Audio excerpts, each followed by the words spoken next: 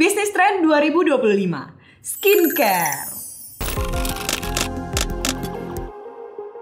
Gue yakin kalau kita disuruh nyebutin 5 aja nama skincare dengan cepat, kita semua pasti bisa. Karena memang makin kesini, awareness kita untuk perawatan kulit itu makin tinggi. Tapi problemnya adalah dengan banyaknya brand, the so-called local brand lah, Booster DNA, White Tomato, how reliable skincare bisnis di Indonesia? Well, first thing first, kita coba lihat perkembangan beauty industry di Indonesia ya. Di skincare sendiri, pertumbuhannya di tahun 2022 sampai 2023 itu sampai 21,9%. Di mana 95% komposisinya adalah industri kosmetik di bidang lokal, kecil dan juga menengah. Skincare ini mulai pesat di saat pandemi. Dimana mungkin karena banyak orang yang akhirnya stay at home dan emang pada masanya itu perawatan dan kesehatan itu memang sangat penting. Orang-orang jadi makin sadar pentingnya skincare yang bukan hanya untuk estetika tapi juga bagian dari hidup sehat. Nah, nilai jual dari skincare sendiri alias volumenya di pasaran itu sekitaran 30 triliun rupiah. Gak heran ini jadi bisnis yang mungkin dianggap menjanjikan, ramai dan juga jadi red ocean market. Nah, tapi karena bisnis ini jadi red ocean atau bahkan black ocean market, disinilah akhirnya bisnis owner ngelakuin segala cara untuk bisa survive di tengah tingginya kompetisi dan terbatasnya opportunity. Problem yang pertama, produknya overclaim dan produk yang misleading. Sebuah skincare pastilah ya banyak kandungannya. Dan kadang kita sebagai pemakainya doang mungkin nggak terlalu aware. Istilah-istilah kayak AHBHA, retinol, niacinamide, white tomato, booster salmon DNA, dan lain-lainnya itu baru kita dengar mungkin sekarang-sekarang ini. Misalnya nih kayak retinol, yang kita tahu adalah vitamin A yang bisa mengurangi wrinkles ataupun kerutan. Untuk pemula biasanya direkomendasiinnya 2% atau di bawahnya. Lebih dari itu mungkin kita udah harus aware akan ada efek samping kayak misalnya purging. Tapi bahkan ada beberapa skincare yang secara gamblang overclaim produknya mengandung retinol 5%, ampuh untuk hilangkan kerutan, dan membuat tampak lebih muda hanya dalam beberapa hari. Tapi sebenarnya kita juga nggak tahu kan, kayak kandungan aslinya itu berapa sih dalam sebotol skincare? Dan berapa persen untuk bisa bikin skincare ini works di muka kita? It's all personal experience. Makanya klaim-klaim kayak gini jangan langsung dipercaya. Apalagi dengan banyaknya reviewer yang memang mungkin masih mikro ya, dibayar untuk mengulas produk ini. Di sosial media kalau ada reviewer yang udah template banget alias yang diomongin sama semua, jangan langsung percaya. Kalau klaimnya juga kayaknya kok too good to be true ya. Pakai 2 minggu wajah mulus tanpa pori-pori. Pakai di malamnya paginya face skin langsung glossy. Gak usah langsung dipercaya. Logika sederhana aja ya, masa hanya dengan sebotol harga skincare yang mungkin harganya di bawah 200 ribu, muka kita bisa langsung glossy? Terus ngapain ada treatment klinik yang bayarnya bisa jutaan bahkan puluhan juta? Nah lalu produknya juga misleading. Ini tuh udah jadi banyak perbincangan, apalagi pas seorang artis yang sempet nge-call out lah produk kecantikan yang membawa embel-embel whitening. Like whitening to make your skin white. To change your skin color.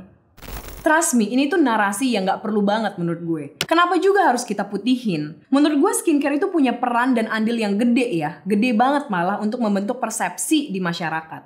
Apalagi persepsi tentang beauty standard. Nah, kalau yang beredar di masyarakat produknya malah produk yang memutihkan kayak gini, sama aja kita kayak ngajarin orang atau kita orang Indonesia dengan kulit asli Indonesia ini kurang cantik karena nggak putih. Makanya akhirnya klaimnya diganti menjadi brightening katanya. Ya bahasanya mencerahkan lah ya. Ya mungkin dari kulit yang agak kusam karena terpapar matahari ataupun polusi, akhirnya dicerahin atau dibalikin ke warna yang cerah, warna asli, ke fair skin. Nah produk-produk overclaim kayak gini nyatanya jadi perbincangan kan. Yang sempat rame karena seorang dokter yang bahkan katanya punya klinik kecantikan, tapi malah cuma nempelin label white tomato. Padahal sebenarnya isinya ya hanya ekstrak zat lain yang mungkin gak seampuh dan semahal white tomato. Nah ini juga jadi pertanyaan, kok bisa ada seorang tenaga kesehatan yang memang mengerti, yang harusnya mengedukasi, tapi malah menjadikan ketidaktahuan masyarakat untuk keuntungannya sendiri? Miris. Perlu diketahui lagi ya bahwa sebuah produk itu biasanya harus melalui proses untuk akhirnya di-approve di Badan Pengawas Obat dan Makanan atau BPOM. Nah biasanya produk-produk yang nawarin hasil instan itu nggak lulus BPOM sebenarnya. Contoh yang lagi rame diperbincangkan dan mungkin masih investigasi, yaitu Mira Hayati. Di mana produk lightening skin dan night creamnya positif mengandung merkuri. Nah, ada salah satu korban dari merkuri namanya Tia yang mukanya menggosong setelah berhenti memakai produk merkuri. Dan bahayanya merkuri ini nggak cuman kelihatan di muka ya, tapi juga bahkan meresap ke kulit dan dapat menyebabkan kerusakan di saluran pencernaan, sistem syaraf, dan juga ginjal. Selain di tubuh, ternyata bahaya merkuri ini nyebabin berkurangnya fungsi otak. Apalagi buat perempuan yang hamil, merkuri bisa memperlambat pertumbuhan janin dan parahnya bisa bahkan sampai membuat perempuan itu keguguran. Dari hasil pengujian, ada banyak bahan yang berbahaya kayak merkuri. Bahan-bahan kayak asam retinoat, hidrokinon, pewarna merah K3, pewarna merah K10, pewarna acid orange 7, dan timbal itu masih ternyata di beberapa produk masih banyak dan jelas banget bisa dijual. Dan dijualnya secara kiloan pula. Lo bayangin, skincare dijual kiloan. Bahkan ada juga tuh videonya di mana ada seorang oknum lah ya kita sebutnya, masukin skincare kiloannya untuk di-repack ke packaging yang lebih kecil, lalu dijual secara bebas di online. Bukan cuman itu, hampir 43% pengaduan produk ilegal yang diterima sama BPOM itu di tahun 2024 ternyata berkaitan dengan produk kosmetik. Sebagian besar kosmetik ilegal dan berbahaya didistribusikan melalui online. So please check your skincare ingredient before you use it. Jangan tergoda dengan harga yang murah ataupun review yang sebenarnya nggak masuk akal. Nah, problem kedua adalah the owner of the brand. Di mana beberapa dari mereka cenderung untuk show off the lifestyle dibandingkan show off the benefit of the skincare itself. Bagi sebagian orang mungkin nggak masalah ya. Ada yang mungkin menikmati aja lifestyle-nya. Katanya sih menghibur kemiskinan mereka. Tapi banyak yang cukup mempertanyakan loh. Ada banyak banget skincare lokal yang kayaknya kok namanya gua atau mungkin elu nggak pernah denger. Tapi ternyata ownernya klaim bahwa produknya udah laku ratusan ribu. Show off profitnya bisa 2 miliar per bulan. Lalu dilanjutkan dengan lifestyle private jet, gerebek rumah mewah, bodyguard sana-sini, baju, dan tas yang mahal. Nah rata-rata skincare owner ini cepet banget untuk bisa disebut crazy rich. Yang mungkin yang paling sering kita denger ya Crazy Malang contohnya. Owner-owner skincare ini agak menimbulkan pertanyaan antara emang prosesnya begitu cepet ya untuk sebuah brand bisa di-acknowledge.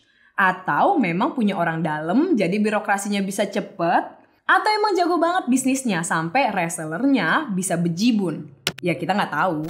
Tapi amat disayangkan kalau masyarakat lebih mengenal nama owner ini sebagai seseorang yang kaya atau crazy rich dibandingkan dikenal sebagai pemilik sebuah brand yang memang berkualitas. Kecuali ya emang intensinya seperti itu ya. Marketing dibuat sebagai seseorang yang memang sukses lah menjual. Lalu nanti brand awareness-nya ngikutin. Ngelihat fenomena flexing crazy rich skincare di sosial media ini bikin banyak orang yang tertarik buat bisnis di bidang tersebut. Salah satu metode yang diterapkan sama pelaku bisnis owner adalah menjadi reseller produk mereka. Reseller bekerja sebagai perantara antara konsumen dengan penjual. Reseller akan menjual produk milik supplier dengan berbagai cara promosi. Kalau lo pelajari skema reseller dengan baik, lo bisa dapetin profit yang lumayan besar. Tapi skema reseller ini punya kekurangan juga. Masalah yang sering muncul biasanya dapat dari kualitas yang buruk dan gak sesuai dengan standar. Hasilnya jadinya dapat komplain dari customer. Lalu kalau lo mutusin buat stok barang, tapi nggak terjual, terus akhirnya barangnya numpuk, ya yang ada lo bakal rugi. Kerugian lainnya, harga beli produk bisa berubah sewaktu-waktu. Stok barang pun diatur sama supplier, di mana penjualannya nanti dengan harga yang lebih tinggi dibandingkan dengan harga asli dari suppliernya. Idealnya jumlah reseller daerah dibatasi dan ada standarisasi harga supaya para reseller ini nantinya bisa tetap hidup dan gak saling kompetisi untuk banting harga. Tapi yang disayangkan adalah ada banyak perusahaan yang malah bisnisnya adalah skema reseller.